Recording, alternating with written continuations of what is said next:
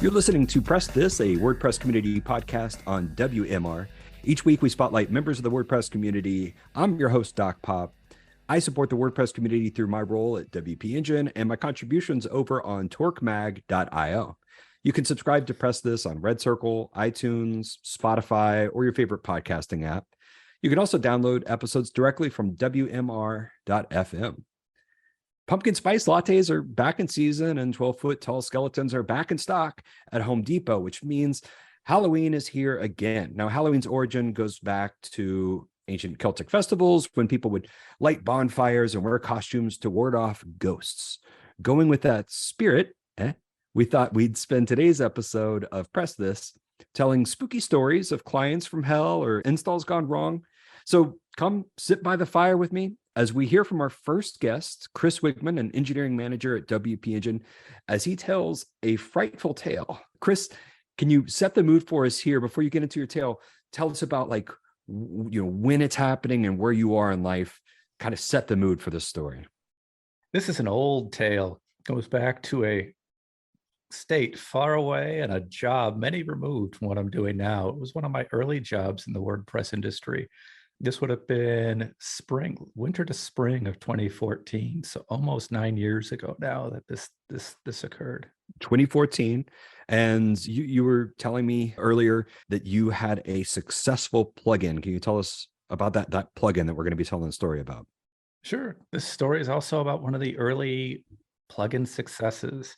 It's a plugin now called iThemes Security, and I had sold it to iThemes as Better WP Security. When I sold it, we knew we had over 200,000 active users. Remember, this was 9 years ago. And even, that was before they even had download counts available, and all the horror stories is that's been removed now. But this was before that was even a thing in the first place. So we knew we had a lot of users. We knew we had a very successful plugin. And we were releasing the first version of it as a rebrand from Better WP Security to iThemes Security. You kind of actually got me thinking here. You're talking about before the days of tracking active installs. Do you know roughly how many downloads you had, or how back then would you have known how many users? How would you have guessed how many active users you had? The best we had to go by was active downloads and a lot of educated guesses. Now, at the time I had put in Google Analytics, so that cleared up a lot of things. But before the Google Analytics part, the only way we knew was how many downloads, and then we could guesstimate based on that how many active users we thought there were. Okay, so you had a very popular security plugin, a WP security plugin. You had a lot of active installs and probably a lot of active users. You were saying it's kind of one of the early days, one of the early WordPress plugin success stories, and you had just sold it. So things are going well for you. This is a success story so far in your horror story, right? So far, yeah, things went well. We had a support person now to help me full-time with it. I had time being part of a company now that I could dedicate full-time to developing it, so we could actually do things like a beta program and get people testing it, make sure everything was working, and really spend time to make sure and look at, as we really prepared that first release, that everything should have been right, should have been working.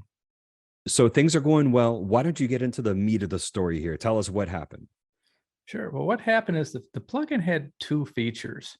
The first was something that was widely considered part of security 10 years ago in WordPress, which is, it's not security at all in reality, especially we know that these days, and that's hiding the admin area or hiding WP login. Normally you go to the URL and your login form pops up. We used to like to say, and I'll admit now that it was probably more marketing even then than it was security, because that if you hid those, somehow the site would be safer. It's kind of like taking the front door of your house and putting it along the side of your house and claiming that your house is more secure. It didn't work that way, but it was a very complex feature to make this happen, to make people feel better about it. And the second feature that we had that broke on this release was something called away mode, which is basically if you were in a 9-to-5 office and you didn't want people getting into it at all outside of work hours, say for a school or a doctor's office or something like that, this feature would set the times that that form was available at all. So you couldn't log into the site. You couldn't get into the back end except for the hour specified by the site admin. And both of these features were really rewritten pretty heavily for this. It was, I think the number was 4.0 release that we came out with around the beginning of March. So this was 4 months from the time I had started and sold it to being able to finally work on it full time. You know, it had always been a side job for me. I had a full-time job at other companies and schools. This was the first time I had been able to work on the plugin full time. So we started a beta program. We rewrote these features and we released them on, I want to say right around March 1st, give or take. So for 2 or 3 days after that release, everything looked okay. The feedback seemed positive. The beta, we had never heard any problems with the beta testers. We had a few hundred people beta testing this thing and everything seemed good. And then the problem started to roll in. People couldn't get to their site. I can't remember now if it was just the dashboard. I think in some cases it was the whole site went down and we couldn't figure out why. Okay, it must be, you must be doing something wrong. Things changed enough on this that maybe your configuration was wrong. And we kind of went with that for a day or so. And then it exploded. We didn't bring down 1 or 2 sites with a bug. That we did find the bug and we patched the bug within about a week from initial release. We brought down somewhere between 10 and 20,000 sites by estimate with this bug, based on usage numbers and how many people we knew were using the feature and this and that. The away mode, but the combination of away mode and the hide backend simply left things in loops. You couldn't log in, you couldn't get to things. The site was effectively dead. And you couldn't just log in and disable the plugin. You had to get into hosting. Now, if you've ever dealt with hosts and WordPress users, sometimes it's really easy. You know, it's easy to tell somebody, hey, log in and disable the plugin, and that'll fix your problem. But what if you can't log in? How do you get to that plugin to disable? So we wound up with, you know, a couple hundred 1-star reviews all within a couple of days. It just exploded, and it was not a good situation for anybody. Wow. So you think somewhere between 10 to 20,000 sites that were using this plugin and got this beautiful update that was 4 months in the making and had a beta program. It was well tested. You had a team behind it, but it didn't instantly bring these sites down, but kind of a rolling series of crashes. It seemed at first like user errors and very quickly became, nope, this is this is something we did. So how did you react? What was the next step for you after, you know, hundreds of negative reviews and, you know, thousands of sites down?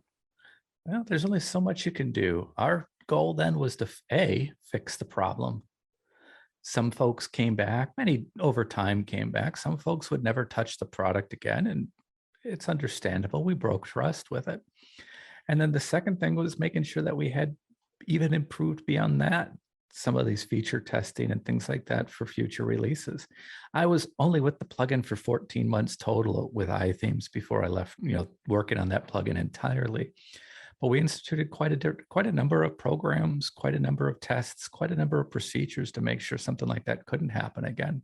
And to my knowledge, it never has with that type of plugin or with that particular plugin. Mm-hmm. Wow. Well, that must have been stressful for you. Do you feel like you learned anything from this experience? Is there anything you changed since then because of this experience? Most of the changes I haven't done a commercial plugin like that since. One of the lessons I learned is that even a beta program, you got to get the right data back from the beta program. Could we have discovered this? Well, it was pretty clear that with the right combination of settings, yeah, we probably could have discovered it in beta. But instead, we had just opened a beta and said, here, try it.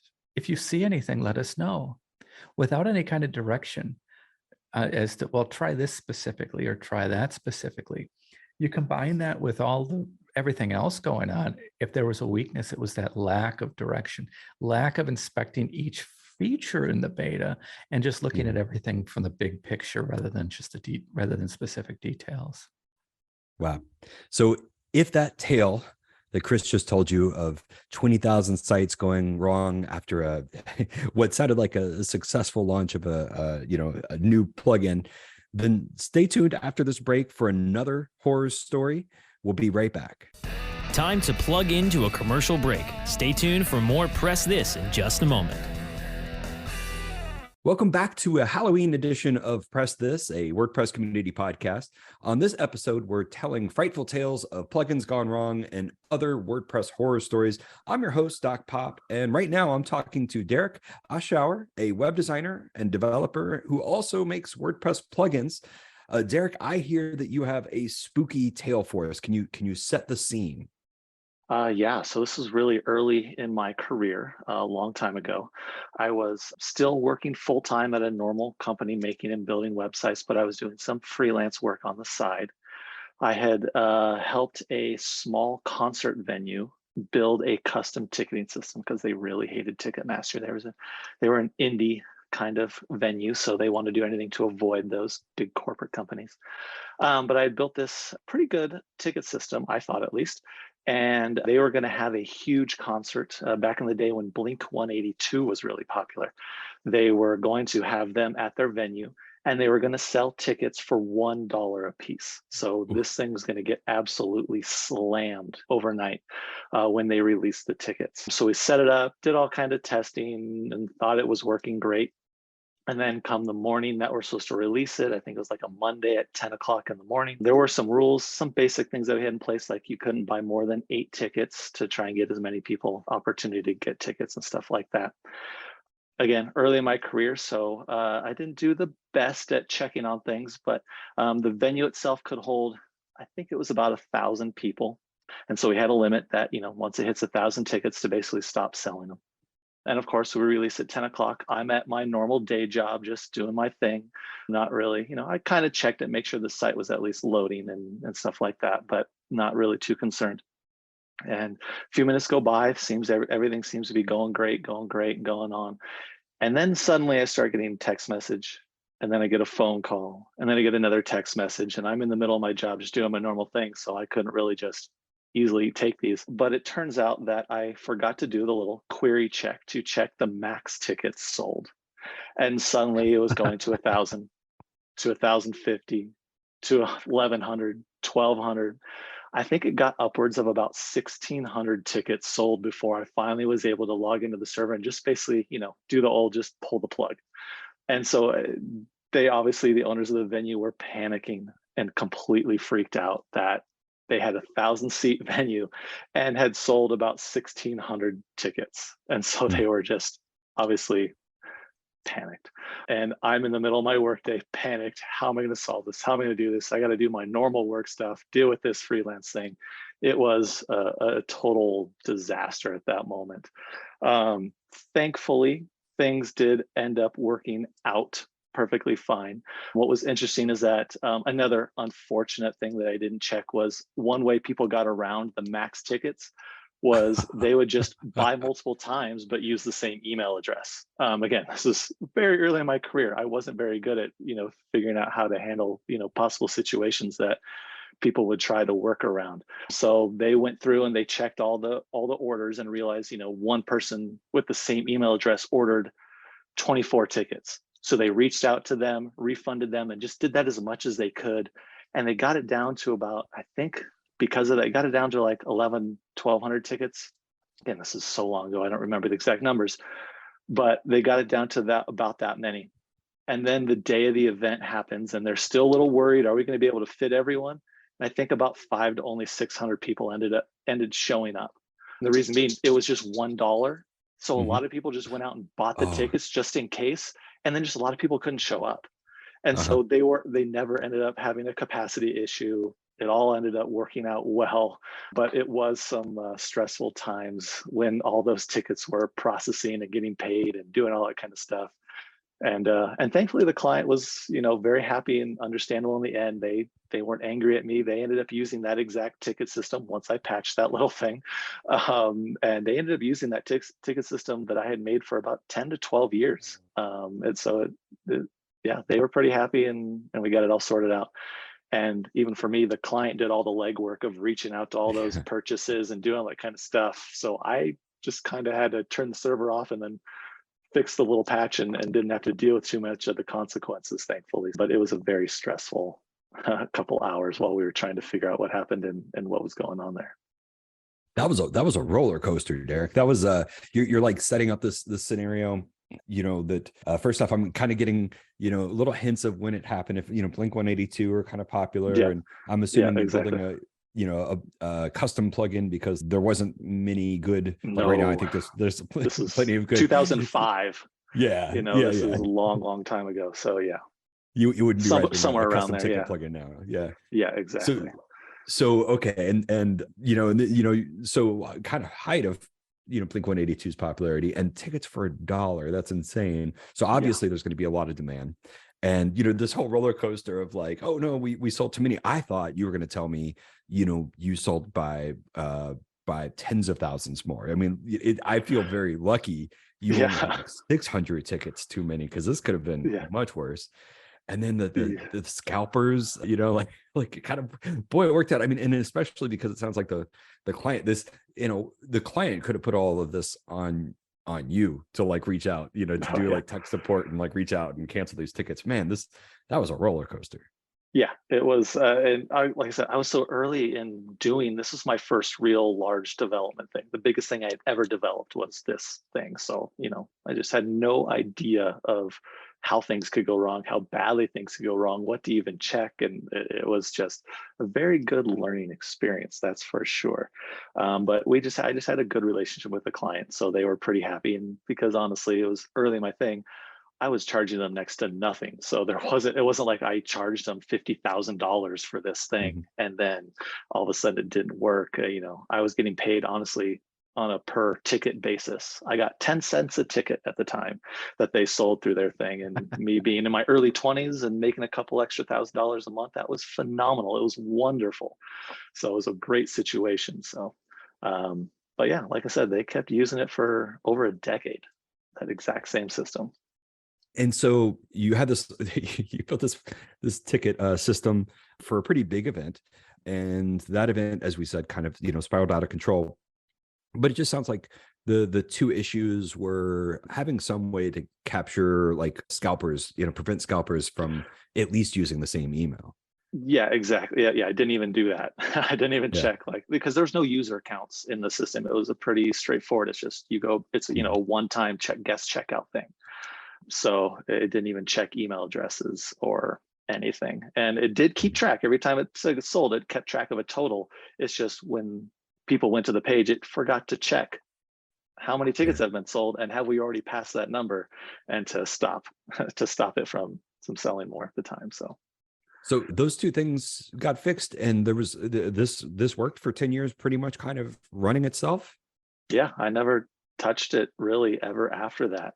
It just kind of kept cruising along until they finally got big enough where they kind of had to do some business merger and other what are those music companies, I forgot what it is, but they kind of got bought up basically, and so then they were like, no, we have to use Ticketmaster or some other thing, and so they eventually were forced to abandon it for business reasons. But yeah, they probably got acquired by Clear Channel or something like that. Yes, that's what it is, Clear Channel. Yeah, it was something along those lines.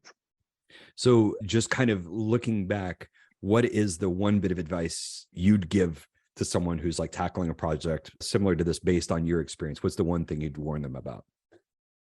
I mean, it's obviously testing. That's pretty the big deal. It's just testing your thing as much as possible in as many scenarios. I mean, I still do my plugins now, and I actually just got a request for one just this morning, actually, where I was just like, I responded back to the person. I never even considered someone doing that ever. I have a confetti plugin, and he's like, I put my confetti on there twice on the page. Once when the page loads, and as the user scrolls down, then it'll go again. I'm like, I never considered anyone doing confetti twice on one page. And so, you can test as much as you want, but sometimes you'll run into those scenarios that you don't think of, but you still got to do as much testing as possible. Well, Derek Ashauer, I really appreciate your time. You're listening to Press This. We're going to take a quick break, and when we come back, we'll have one final Halloween story to give you chills. So stay tuned. Time to plug into a commercial break. Stay tuned for more Press This in just a moment. Welcome back to Press This, the WordPress community podcast on WMR. This is the special Halloween story. Earlier, we heard from Chris Wigman, and I thought I'd have Chris come back and listen to the only horror story I have, the only WordPress horror story I have. Chris, are you familiar with Midjourney and text to image generators? Like Dolly and things, OpenAI Yeah, and like stuff like that. Dolly. I was using them and kind of experimenting with different things. And as someone who yo-yos a lot, very first thing I tried was the yo-yo emoji. And yo-yo emoji just really didn't get any great results in there. It didn't get me anything that looked like a yo-yo, for instance. And the word yo-yo also didn't get me stuff in text to image generators. But it really got me interested because I kept getting very consistent results. Whenever I used the yo-yo emoji, I would get this really cool looking pink and blue scene with like 3 mountain peaks in the background and a figure in the foreground. And, this is supposed to be like kind of random. And I kept getting very different images that had pink and blue pastel colors, a figure in the foreground and things like that. So I really started kind of diving into, why is this emoji giving me this? And I spent hours going through different combinations of emojis. What does this emoji do? What happens if I do 2 yo-yo emojis? And I wrote this massive blog post. I mean, this is going to crack the case wide open on like weird stuff that happens in, Dolly and Midjourney around like, why does this emoji give me this image? And why do other emojis actually give me, pretzel will give me things that look like baked goods, and coffee will give me things that look like a coffee shop. But, the yo-yo emoji keeps giving me this strange scene. And so after I wrote this massive blog post, I mean, it was hours of research and documenting and taking notes. And then the writing, God, I hate writing. It's like pulling teeth. And I hit publish and I go to sleep. It's Sunday night. I spent all Sunday working on researching this post. Monday morning, people are just like, all I see are squares. Like when I go to your site, Doc, I see you say the square emoji gives me this result, but the square emoji gives me this result. And I went and I checked it. The dashboard, it looked great on the back end. Like on my side in the Gutenberg editor, it looked beautiful. On the front end, it was all squares. And all of that work was just absolutely shot. You know why, Chris? Why would that be? Ghosts in the machine? Gremlins? My WordPress site is so old, the database did not support emoji, like at all. It was some, 15-year-old, there's like, if I would have installed something in the last 8 years or whatever, it just would have it would have been still old, but it still would have supported emoji in some level. My database for my WordPress website did not. And if there's one thing people will tell you, if you don't really know what you're doing, the one thing you don't want to do is poke around in your WordPress database. And that's what I need to update my WordPress database. So that's, Chris, that's my horror story. I went looking for like a plugin to just easily convert to like, something that supports emoji, any of the databases that could do it. And no, I'm going to have to hire someone just to update the database so that I can get this post that I spent, 10 hours on, just so I can get that to actually show up on my site in a legible way. That'll do it. Old technology it's a zombie waiting around to cause you problems, right? Yeah. And it taught me a lot too. I mean, it did like, I can go into my portal on my hosting and, I can with a click update my PHP. I can do all this other stuff, but yeah, that database, nope. You gotta know what you're doing. Like there's no easy fix for that. And I think there might have been as those were rolling out, but I kind of missed the wave. Like it's even those things that fixed the database to, kind of update them, or, at this point, they're even old technology. So that's my WordPress horror story. And Chris, it didn't bring down 20,000 websites, but, to me, it was a bummer, and it still gives me shivers, to see that blog post and think of like what it could have been. But that's it for our episode of Press This, our Halloween episode of Press This, the WordPress Community Podcast on WMR. I want to thank all my guests for joining me today. Chris, thank you so much for joining me. You can follow my adventures with Torque Magazine over on @theTorqueMag. You can subscribe to Press This on Red Circle, iTunes, Spotify, or download it directly from WMR.fm. We're a weekly podcast. Next week, we're going to have Fran Nagolto telling us how to overcome your fear of going headless with WordPress. We're going to talk about the pros and cons of headless. And if you're worried about making that jump into headless, you're worried about, learning JavaScript or whatever you need to do to kind of make that jump, well, Fran's going to have some great advice for you. So stay tuned for that episode. I'm your host, Dr. Popular. I support the WordPress community through my role here at WP Engine and Torque Magazine. And I love to spotlight members of that community every week on Press This.